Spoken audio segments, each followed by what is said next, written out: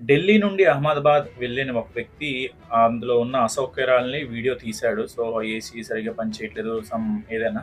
So, ఏదైనా మనం తెలుసుకోవాల్సింది ఏంటంటే ఫ్లైట్ టేక్ ఆఫ్ అయిన ముందు అన్నీ ఆఫ్ చేస్తారు. అండ్ పైకి వెళ్ళిన తర్వాత అన్నీ ఆన్ అవుతాయన్నమాట. ఇది వాళ్ళ రూల్ టేక్ ఆఫ్‌లో. అందుకే మనం మొబైల్ కూడా స్విచ్ ఆఫ్ చేసేస్తాం. అయితే 2 థియరీస్ అయితే చెప్తున్నారు ఇప్పుడైతే అక్కడున్న ఎక్స్‌పర్ట్స్.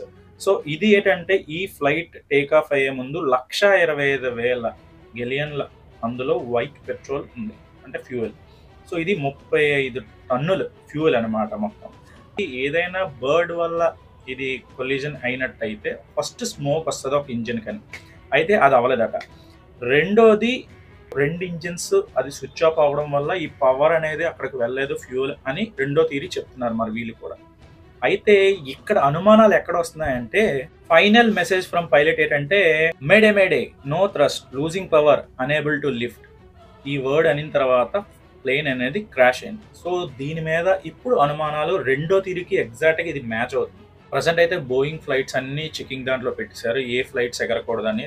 ఫైనల్‌గా వాళ్ళు క్లీన్ చీట్ ఇస్తే తప్ప. అండ్ ఎయిర్ ఇండియా మీద అయితే చార్జ్ షీట్ అయితే ఫైనలైజ్ అయింది.